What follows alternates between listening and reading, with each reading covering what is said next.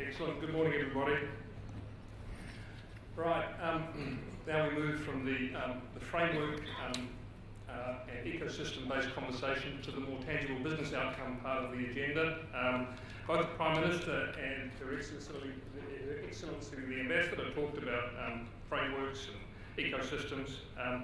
Her Excellency then went on to talk about the fact that we do need some concrete actions to deliver real benefit to both China and New Zealand from the deepening of the relationship between the two countries. And hopefully through this next session we get to hear some examples of New Zealand businesses who have successfully managed to leverage the relationship between New Zealand and China into one of value for their respective businesses. In that last session, Ivan talked about productivity and the fact that we haven't necessarily seen the productivity outcomes that we would have thought would have come with greater investment into New Zealand productive business from China, but offshore more generally. I would say that whilst we do talk about productivity and financial outcomes continue to be really important to businesses today, more than any other time, I think we're also faced with businesses having to deliver not only financial outcomes, but also societal and environmental outcomes. Today we have an environment where I believe purpose maximisation sits alongside profit maximisation. And so we also have to be thinking about how some of what we do in connection with China delivers not only a financial outcome for New Zealand, but also environmental and social outcomes. So today, the provision of financial capital, which is where a lot of this conversation starts, it's allowed waste management, and we're going to be talking about that shortly. The ability to deliver not only financial outcomes, but some really nice environmental outcomes, which benefit all of society and ultimately everybody in New Zealand has been a beneficiary. And whilst we start with financial capital often in these conversations, we shouldn't forget other cross-border flows. Whether we're talking about people exchanges, exchange of innovation and technology, or trade-based, and Fisher & Paykel Appliances have got a really good story about what's fundamentally a people-based exchange between New Zealand and China, which has allowed technology innovation to cross between the two countries and ultimately open up new markets for Fisher & Paykel Appliances and their premium products. And likewise, when we're talking about cross-border flows of financial capital, we've also got to recognise that that can take different forms, and ultimately it doesn't just have to be money per se that's crossing the border to allow investment into productive enterprise. And as you'll hear from Zespri shortly, an investment in people capital can deliver real business outcomes. And so we've got to really be thinking, I think, when we're talking about these cross-border trade and capital flows, to think very broadly. We've got to be thinking about people, capital, technology, trade in a very integrated way, because it's only when we bring all of those things together that we deliver true value to the respective economies. So we as a country, for example, and I think we had some really nice messages from the Prime Minister and Mr. Parker in terms of how we're thinking about all of these things in an integrated fashion. But we've got to be very careful. We can't just close one door and expect all those that we want to remain open to us to remain open. So we do have to think about all of these flows, whether they be people, capital, or trade. So let me just quickly introduce, and this is so roughly what we're going to be doing here is each of the businesses here are going to talk for a little bit about their experiences between New Zealand and China, and then we'll have some questions. So we're going to have Dave Courtney first of all. Dave is the Chief Growers and Alliances Officer from Zespri. Been with Zespri since 2011. He's been in his current role since 2015 and has responsibility for grower services and external relations functions within Zespri. As I say, Zespri made a significant investment in growers business in China, and Dave will talk through how that's worked, not worked, then worked, and how Zespri's got themselves into a wonderful place with China today. Then we'll have Tom Nichols, who, and again, I've referred to waste management and the size of the investment that Beijing Capital made into waste management back in 2014. Tom joined waste management in 2008. And so, having responsibility for all waste management businesses across New Zealand before Beijing Capital's investment, during that period of investment and afterwards, Tom's got some unique insights to share with us about how that whole relationship between China and New Zealand has worked. And after that, we're going back a few years now, because Fisher & Paykel and Hire was an acquisition that occurred. Right, Keith, you might have to help me because I'm not sure I've got your page. Oh, here we go.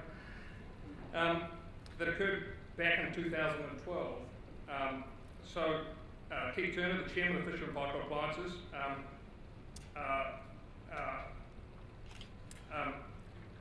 Dr. Turner, actually, Keith, I must call you Dr. Turner, particularly well known across the energy sector in New Zealand. He's had a range of roles as a professional director both in New Zealand and Australia. But in terms of his involvement with Fisher & Paykel Appliances, it's a really interesting story that Fisher & Paykel Appliances went with Hire in terms of the reasons why Hire looked at Fisher & Paykel Appliances, that whole innovation technology piece, and what it's mean for a New Zealand business with iconic brands to be able to find a way to open up markets for some of our product. So once we've had a brief story from each of these three gentlemen, then we'll have a few questions. Either I'll lead them or ideally you'll come up with some yourself. But Dave, pass it across to you. Today and where it's heading, and then just finish with a couple of numbers on what that actually means for New Zealand as our business grows going forward. This slide on the screen behind me shows how our business has grown in China since 2000, which is when Zespri was corporatised and began selling kiwi fruit into China. In that year, the Greater China region accounted for about 5% of our total global sales. Within that region, mainland China accounted for just 2% of our total sales, with a revenue of just under $4 million, so one of our smallest markets. 10 years ago, the mainland China region accounted for just under 5% of our global sales volume and generated $50 million in revenue. Last season, Greater China accounted for around 30% of our total global sales volume. Within that, the mainland China region accounted for just over 20% of our total global sales and generated $500 million, which means that China has now surpassed Japan as our #1 market. Japan has traditionally been the #1 market for kiwi fruit sales out of New Zealand since well before 2000. Those numbers give a picture of remarkable growth, but don't really give the story of how much we've had to invest along the way, all the lessons we learned along the way, particularly the very public issues we had in 2011 around our customs issues in China. So when we began selling kiwi fruit into China, we had no people permanently based in that country. We were just a trading business. We basically sold kiwi fruit to a distributor in China and took our price and left the business to them. We now know that for us to succeed going forward, we actually have to take control of our business and invest heavily in people to be able to drive the business forward with confidence and have confidence about the future and our future growth for that market. So today we have 57 people running a targeted sales and marketing campaign or programs in China. We invest about $30 million into our brand, and that money is invested into consumers and trade and working with distributors and retailers around the country to make sure they understand the Zespri brand, the values we stand for, and the quality proposition we're trying to get across to our consumers. So because of that marketing, Zespri is now the #1 fruit brand or #2 fruit brand in all the Tier 1 cities and Tier 2 cities in China. So that beats out big brands like Dole and Sunkist, etc., which is quite remarkable when you think about kiwi fruit as a percentage of the fruit bowl is only a tiny amount of the fruit bowl. So we're really holding our own against those big categories such as bananas and citrus. On top of that investment in sales and marketing, we've just moved, or 2 years ago, moved to being the imported record in China. Making that move required a significant investment, many millions of dollars. But what it's done is given us much greater control of those key points along the supply chain, where it's really important that you have responsibility for controlling both things such as customs and border clearance, but also the quality of the product that you're putting into the market. So now that we're in the market and we have the ability to hold inventory in the market, we can have a much better view of the supply chain end to end, rather than outsourcing our responsibility for making sure the product that gets to our consumers is in the best quality possible. Because of that move, this year will be the first year we actually hold inventory in market and sell direct ourselves to customers, mainly e-commerce channels. We're still using distributors on the one hand, but we're also taking an inventory stock position in market as well. Beyond selling fruit into China, Zespri is now starting into year 3 of a 3-year concept trial to grow kiwi fruit and source kiwi fruit out of China for our counter season. So as you can see from this slide here, fruit from our offshore partners in the Northern Hemisphere make up an increasing part of the fruit that we sell around the world. And so we've partnered with growers and countries such as Italy, France, Japan and Korea for almost 20 years now to provide the market with Zespri kiwi fruit 12 months of the year. This keeps our premium brand top of mind for consumers and allows us to build long-term relationships with retailers. The modern retail game really is about consistency of supply, consistent quality of supply. And when you invest $150 million a year into your brand, it's really important you get the full leverage of that brand on the shelf 12 months of the year. So we're now looking to source fruit from China. We're into year 3 of this trial, proof of concept trial. To date, we've seen or found no insurmountable barriers to producing Zespri quality kiwi fruit in China, and work is underway to test the concept of Chinese grown Zespri kiwi fruit with consumers in China. Of course, the greatest test for us is that we have to protect the brand. New Zealand kiwi fruit growers, rightly so, are deeply passionate and protective of their brand, and we cannot be putting their brand on any fruit that will put at risk their investment in the brand over time. So to support our efforts, Zespri signed an MOU with the Yashili government in 2015, which outlined a shared intention to develop the kiwi fruit industry in that province, and also to establish these trial production bases. Going forward, we've also reached a high-level agreement with the Yashili provincial government to set up a centre of excellence to support research, expert exchanges, and grower education in growing top-class kiwi fruit. So it's that level of investment behind the border in terms of building our brand, taking control of our supply chain, and potentially sourcing fruit under the Zespri brand that has allowed us to place really strong confidence on our future in China and feed that back into what we think are our 10-year growth ambitions. Zespri has a growth target to double its sales revenue by 2025. So $4.5 billion in global sales. And as you can see from the slide behind me, the green part is the part that China plays into that growth plan. And so today, 20% of our volume is sold in China for about $500 million of our revenue. By 2025, our planning, shown on the slide behind me, indicates that China will account for about 25% of our total global volume, and for sales revenue of over $1 billion. To make those numbers more meaningful, the way I like to sort of look at it is how the money generated from our sales offshore flows back into the communities where kiwi fruit is grown here in New Zealand. This final slide behind me shows the direct contribution from Zespri kiwi fruit sales back into regional New Zealand. So just to be clear, this isn't a multiplier applied to this is money directly returned to these communities. In the communities where kiwi fruit is grown, the multiplier effect is quite substantial as well. So, some numbers on the slide behind me. So for Te Puke, the sale of kiwi fruit brought in about $620 million to that community last year. For Kati Kati, $160 million. For Aporiki, $135 million. And for Northland, almost $50 million.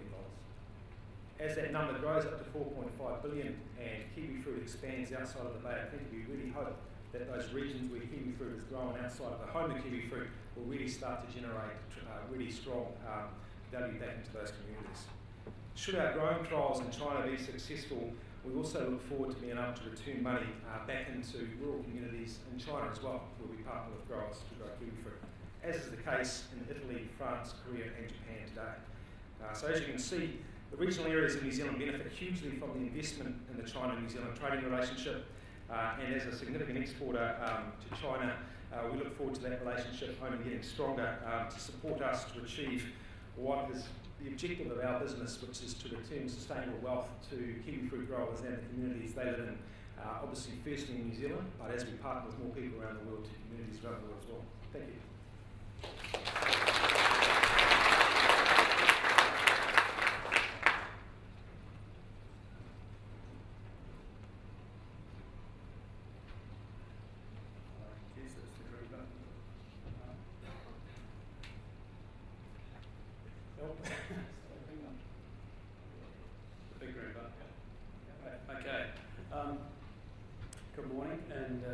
opportunity. 5 years ago, our former owner at Waste Management New Zealand was an ASX listed company, and they decided to look to sell the New Zealand business. Nearly 12 months later, arduous process, the Beijing Capital Group were the successful bidder, and it's been a really interesting and overall very positive experience following that acquisition process. So about 4 years ago, as I think Ivan mentioned, first up, Beijing Capital Group paid $1 billion for Waste Management New Zealand.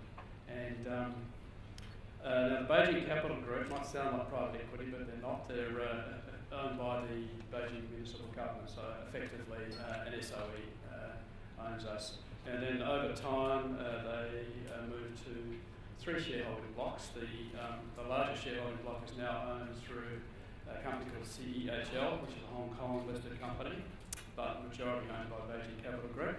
The second largest shareholding group owned by a company called BCC, which is a Shanghai listed company, but the major shareholder there, Beijing Capital Group, and the remaining component direct to Beijing Capital. So all roads lead to Beijing Capital as our shareholder.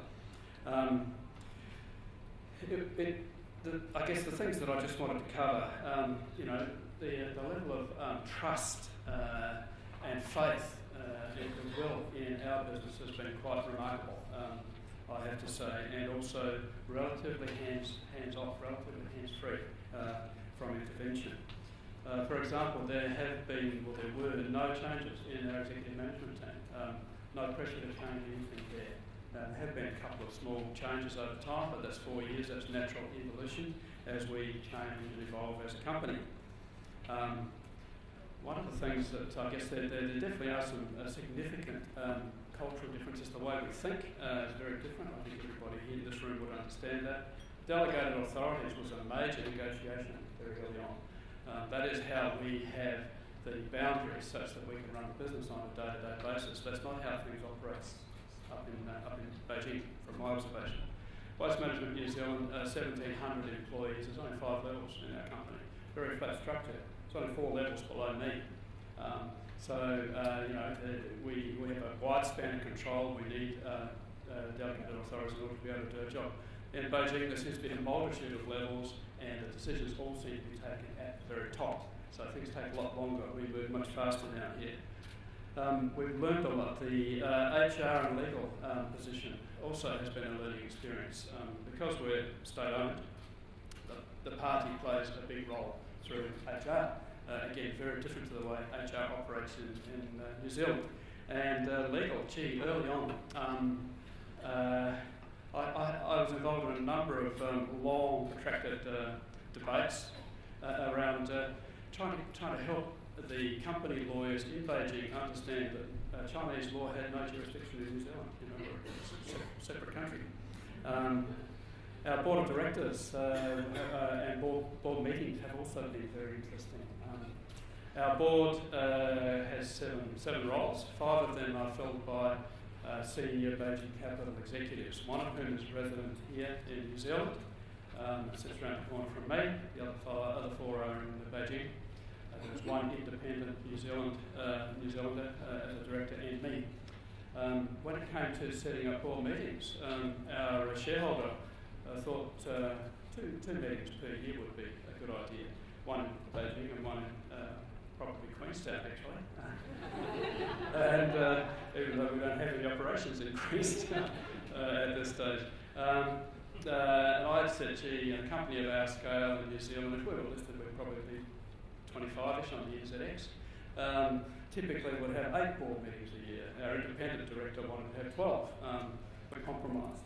We have 4 full board meetings per year, 3 in Beijing and 1 here in New Zealand, and we have 4 intermediate board meetings, which we call mini board meetings, which are really a subset of the board. So it's the independent director, myself, and our resident Beijing director to keep things moving. I knew that we'd have a few secondees at the change of ownership, but at the very beginning we had 7, which was more than I'd anticipated, mainly financial.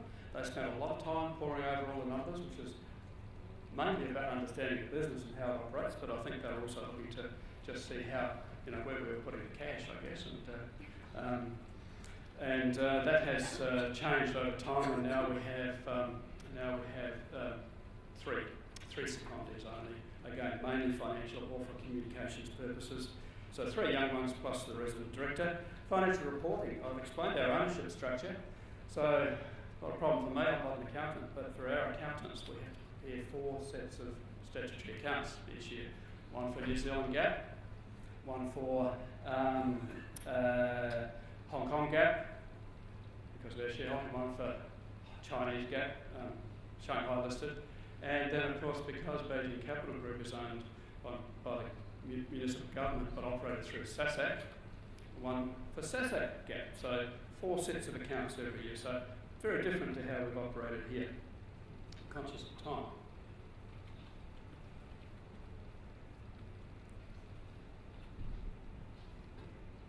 Oh, sorry, that photo I should have said, that was the opening of our new Christchurch super site. We consolidated 5 sites to Christchurch into one purpose-built site last year.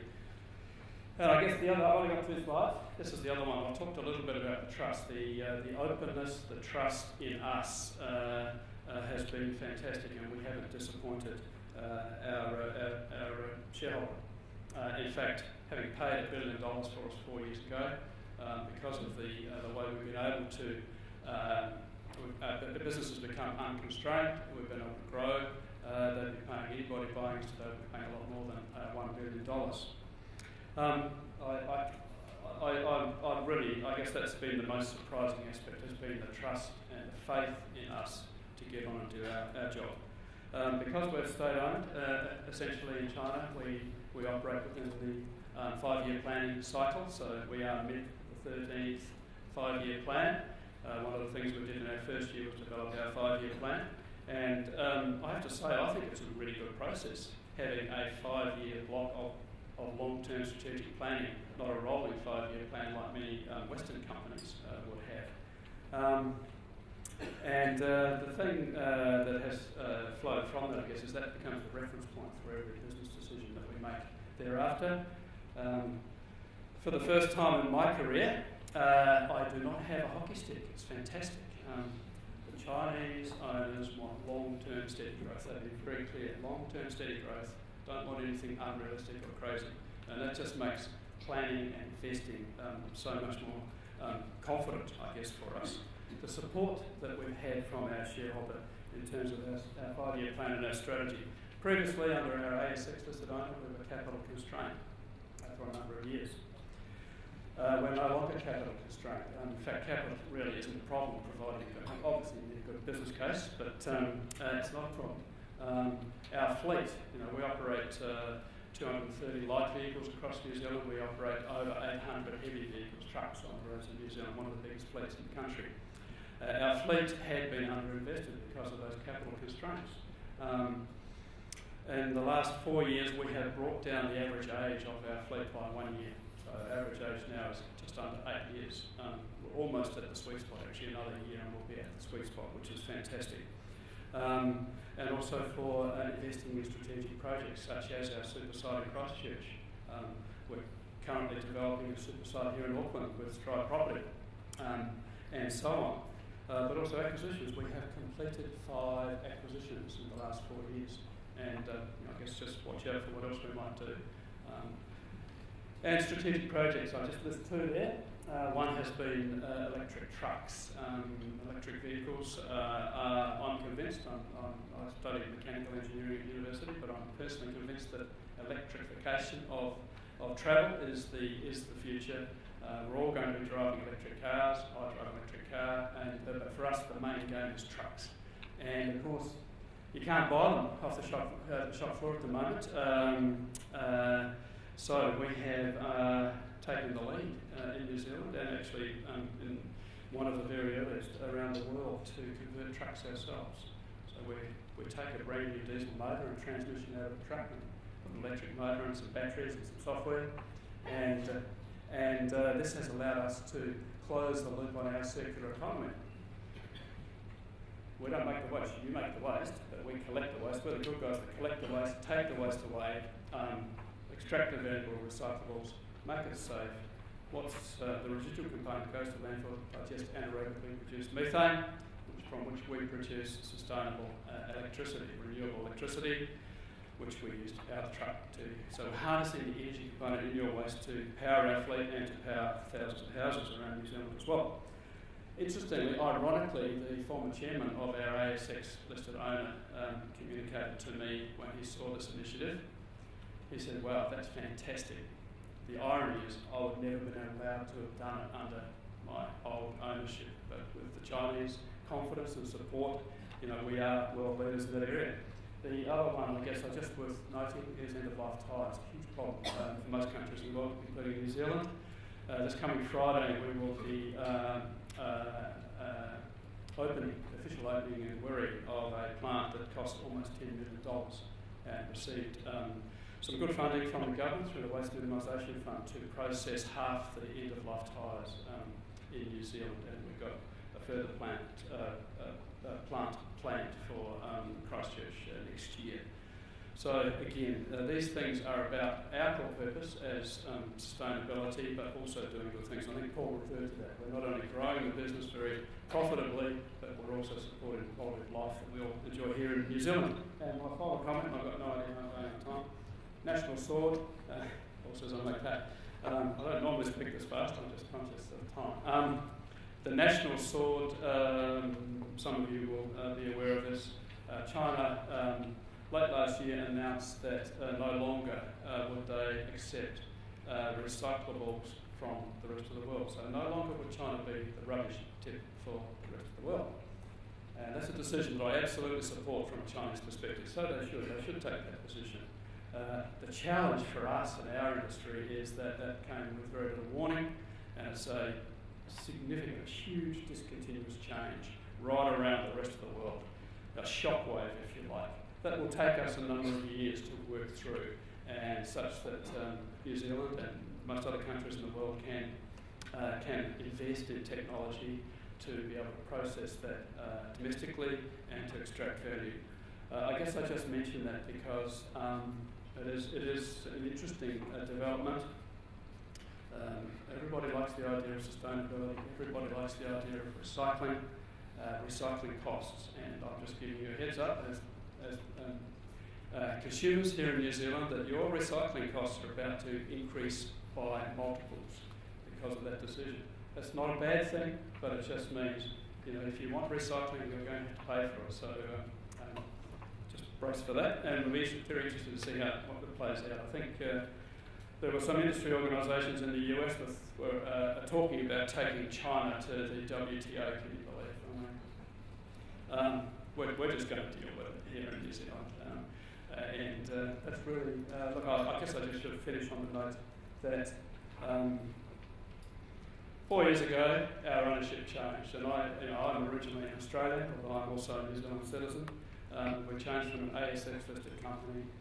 For the last 4 years, I have reported to Beijing, and it's been the best period in my career. They are a fantastically supportive shareholder who holds the same sort of corporate values that we do, absolute obsessive focus on safety, long-term steady growth, and supportive for our strategy. So I can't do any more than that to say it's been a really good outcome.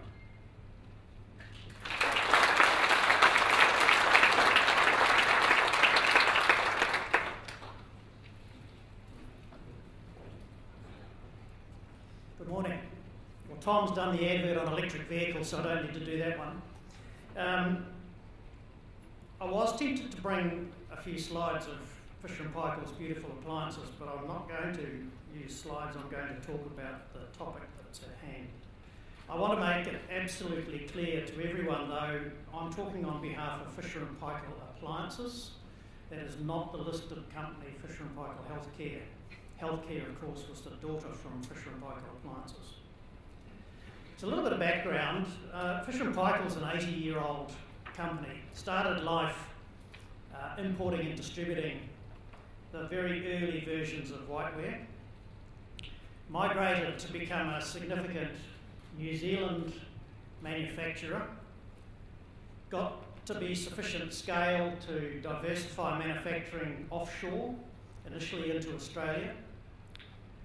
Now we do not manufacture appliances in New Zealand or Australia, and we manufacture primarily in Thailand, but we have plants in Italy, in Mexico, and in China. So a long history, and we became the target of Hire's interest quite some time before they took a direct shareholding.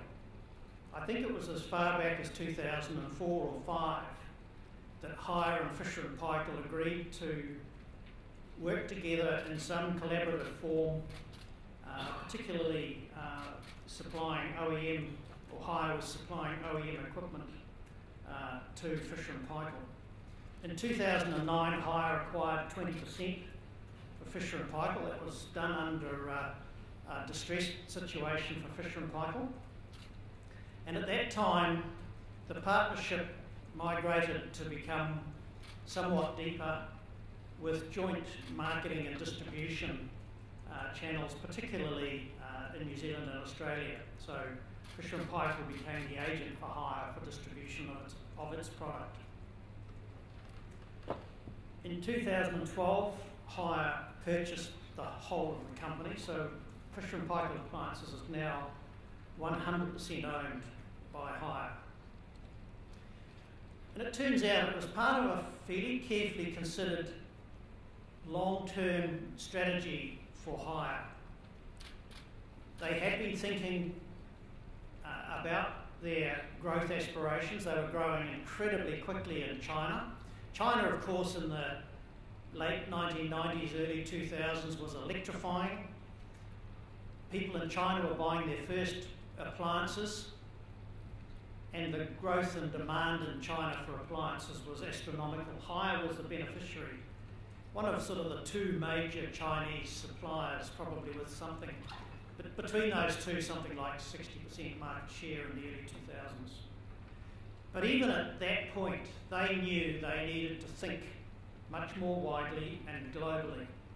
So Fisher & Paykel was a target for them based on a global strategy that they had been dreaming about in the early 2000s. F&P offered them an extension to new markets. It was their first major acquisition offshore, so it was an experiment for them to own offshore business. And it also enabled them to expand their product range. And they had already premeditated where Fisher & Paykel would fit in their product range. They wanted Fisher & Paykel to be their global premium product brand, which I think is considerable foresight, and I think it echoes Tom's comments about the long-term thinking and strategic skill of the Chinese businessman. Very similar story to Tom after the acquisition. It's very interesting. The primary driver for their acquisition was the culture and innovation capacity of F&P, and particularly for those two aspects of F&P to migrate back into their very large Chinese business. I mean, F&P was making about 2 million units a year. Hire was making something like 80 million units a year. The leverage of Hire getting value from F&P was enormous. But they invested an incredible level of trust in the Fisher & Paykel business. They retained the fully independent board. In 2012, they had 2 Hire directors. They still only have 2 Hire directors on the board. I started as chairman in 2010, and I'm still the chairman. Touch wood. There are still 4 independent directors, and we as a board get to select those directors, obviously with some consultation to Hire in Qingdao. They only imported 2 secondees to the company once they had 100% ownership. One of those secondees was primarily focused on how to skill up Fisher and Paykel to work with Hire, primarily to figure out where the big synergies lay and to help us navigate our way around inside a company that was, north of 100,000 employees and a highly expanding and developing and evolving business. And their brief to me, in one sentence, was carry on running the company like a listed company. And I guess I have great respect for, one, the trust they have placed in me and the board, and two, their determination to protect the core culture and the core innovation spirit of Fisher and Paykel. They have a deep interest in our culture. They were very keen on transforming their own business. They are a highly innovative company in the way in which they do business, and they are constantly driven to rethink and reimagine the way the customer touches the product, or we touch the customer. They have a deep interest in the Fisher and Paykel innovation ecosystem. Of course, Fisher and Paykel has a long history in innovation and goes back to the smart drive, the dish drawer, the cool drawer, the Britain compressor for the refrigeration system. Even PML, production machinery, was a very innovative company. I'll talk a little more about that. As a consequence of their investment, we lifted our capital into product development by nearly 50% in 2 years. We also lifted our capital spend on our distribution channels, particularly opening up distribution channels in the USA, in China, in Europe, as well as supporting the New Zealand and Australian markets that we're very strong in. We were able to give a big boost to the engineering team, and this is not only in Auckland but in Dunedin. We were out recruiting for engineers. Took us a long time to find them. We lifted the number of engineers in the company by 25%. They're primarily New Zealand engineers, and they are domiciled in New Zealand. At the same time, we got support to divest fringe activities that were not core to the appliance business. So Fisher and Paykel Finance. Hire had a hard look at finance because they have a very large finance operation in China now. Wasn't the model they wanted to adopt, so we have sold Fisher and Paykel Finance to the Flexi Group in Australia. And last year we divested production machinery.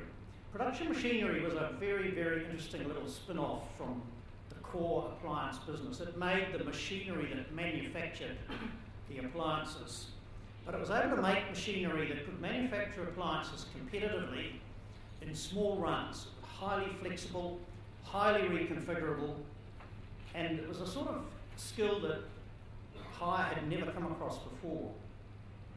When we divested PML, it was at eye-watering multiples. It is now a separate technology business that Hire has floated in the China market, and that will be the front runner in automation, not too far different to what has been happening in Germany. We heard a little bit about how Germany has maintained its economic wealth earlier this morning. A strong drive to emulate the productivity that Germany has been able to achieve with automation. Interesting spin-off for labour in China in the long run. We have been able to extract extraordinary benefits and synergies from our Hire relationship, and I'm talking just from the Fisher and Paykel side. We've had access to their high-volume supply chain. Their procurement is second to none. They have scale that we can only goggle at, and we've been able to be part of that, and it has made a big difference both to the quality and to the competitiveness of Fisher and Paykel product. We've undertaken very strong collaboration. We work very closely with the Hire team. We're in the process of creating a global platform for all products. But for example, Fisher and Paykel brought the dish drawer technology to miniaturisation for a tabletop dishwasher exclusively for the Chinese market. You've probably never seen a tabletop dishwasher. These are little cabinets. I should have brought a picture. These are little cabinets that are no longer than 600 millimetres, probably 400 millimetres high, sit on a table. The Chinese don't have big kitchens. They don't have the space to stick a dish drawer or a dishwasher like we have. This product is taking the Chinese market by storm and is a direct evolution of our dish drawer. On a similar vein, Hire was able to bring some of their European partners to help us design and manufacture our first front-load washing machine. It stormed the market in Australia. We acquired nearly 20% of the Australian front-load washing market in 3 months when that product launched. It's a fantastic product, it's extremely high quality, and we're able to get extraordinary economies of scale off the higher manufacturing base. We've built a motor factory in China. It's gone from 1 million units to 4.5 million units. It's gone from just being a direct drive, washing machine drive, to being a range hood fan, to being an air conditioner fan, and it will now move into products outside the whiteware world, and it's got scale that you just cannot believe. It's extraordinary what we can achieve. But interestingly, the core competitive IP of that technology line resides in New Zealand, and the heads of the engineers who are extraordinary at getting magnetics to do amazing things. So there's a bit of an example of what Fisher & Paykel has been able to achieve. I know that the benefits of Fisher & Paykel to Hire have been equally dramatic. We were the model for Hire to acquire GE appliances in the US 2 years ago. They now are number 2 in the US market with GE, a $5.5 billion US acquisition. And interestingly, the governance model that was sort of experimented with in New Zealand has been applied in similar fashion in the US. So I hope that gives you a bit of a taste of what can be achieved by deep and meaningful collaboration between China and New Zealand. Thank you.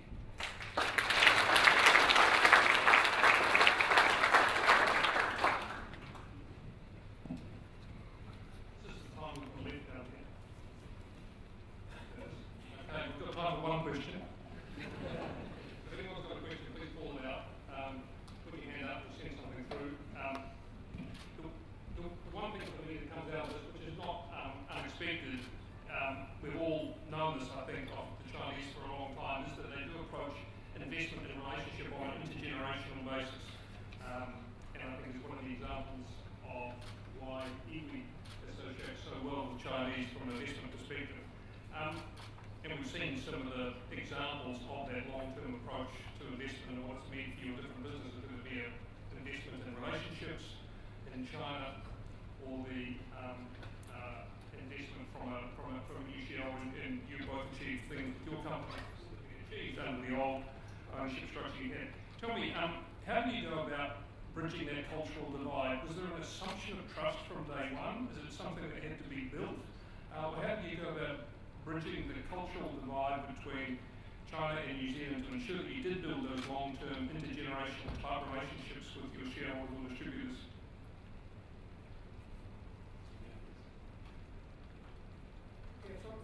From my point of view, the one thing that I can recall doing carefully was listening to them. And I think prior to the 100% investment, I don't think Hire felt they were listened to. I don't think they, with 20% they did have expectations they had free open access to all IP within the F&P, and clearly you've got to look after other shareholders' interests. So I think they're pretty frustrated with a 20% shareholding, but sort of knew they were going to take 100%. They don't take 20% without a bigger intention. And really by listening to them, I think I gave them confidence that when they came to 2012, that they had a number of messages they needed to deliver to the company and to the public that they could rely on to support, and they did get support, and I think that built a level of trust which allowed them to carry on with the board as it was.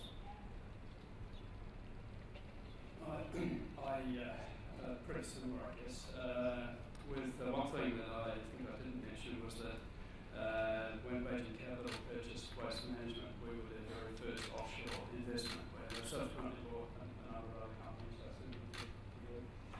And I likened it to the process of if you're a firstborn in a family, which I am, you've got to break all the new ground with mum and dad to get out to do things and so on. So we were the first child in the overseas family, and that meant that we have had the main burden, I guess, in terms of explaining how things are different here. But as I mentioned earlier, I think we're both parties instinctively understood that we did have differences, and we needed to invest in getting to know each other, being patient, listening, and having good intent. And it's through that process, I think, that we established probably the first 12 months a very trusting relationship, and really it's just become natural after that. I think on the last panel, Pip said that there's a view sometimes that we're quite mechanical with our relationships in Asia. That is, we just go in there and take. And Zespri was just a trader, that's all we did. We put our fruit in there, we'll take our money and leave. But that's not the way to maintain sustainable business going forward. What you really have to do is invest in relationships, share some of what you were trying to achieve in your future growth plans with your key partners, whether they be distributors or retailers, and ask them to share with you what their key growth plans are as well, so you can see those win-win relationships going forward. The primary industry, ultimately, the trading mentality gets you through the good times when demand is well ahead of supply, but it's those relationships that get you through the bad times to allow you to enjoy the good times again. And so investing in those is critical for us looking forward.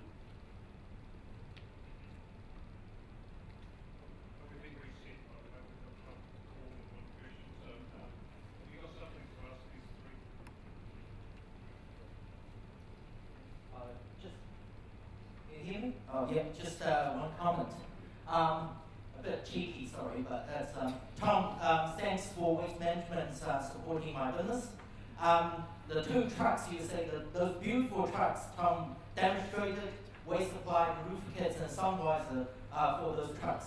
They are the best. So if you want a sun visor, stone guard, or roof kit, you know where to look for. We're visor distributors, and we'll make those right here in Auckland. Thanks, Tom. Happy to help.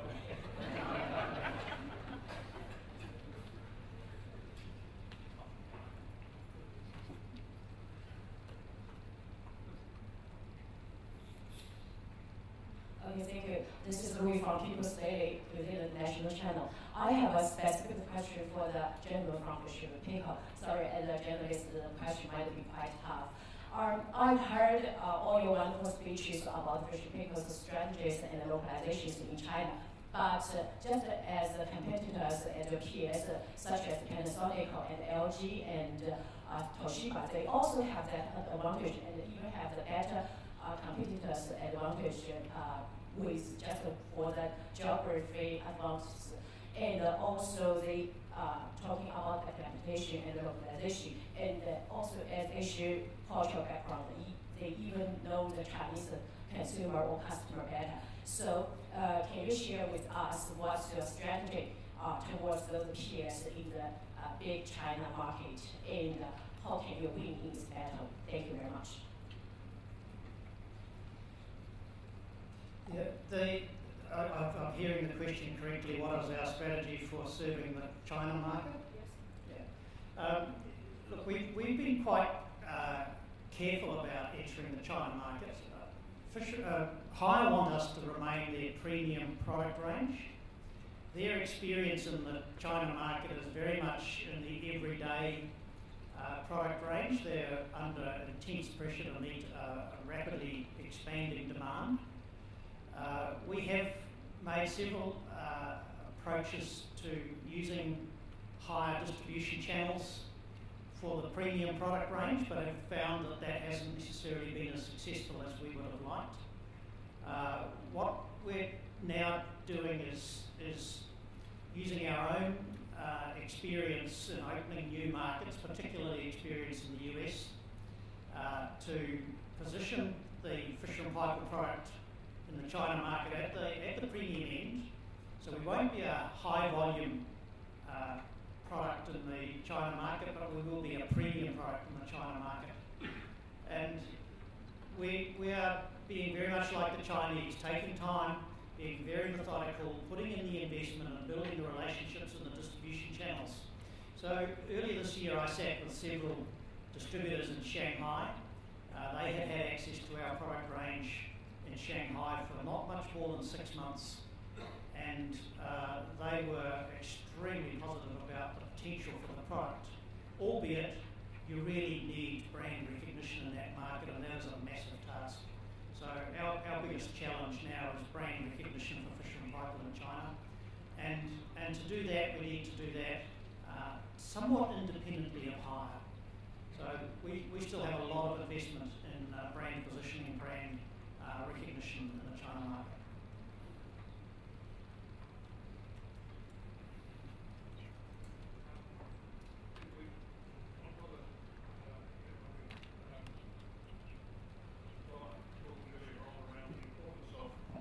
Importance of two things really, being up in China and developing those relationships, but also delivering value back into, and you've just talked about it, Keith, in terms of the value you feeding back into the higher group. But in terms of taking value, being in China and taking value back into China, some of the innovation that you're looking at, Tom, or things that are happening in the industry down here, Dave, in terms of orchard management practices and what have you, and taking those things into China, have they been really important in terms of really trying to deepen that relationship?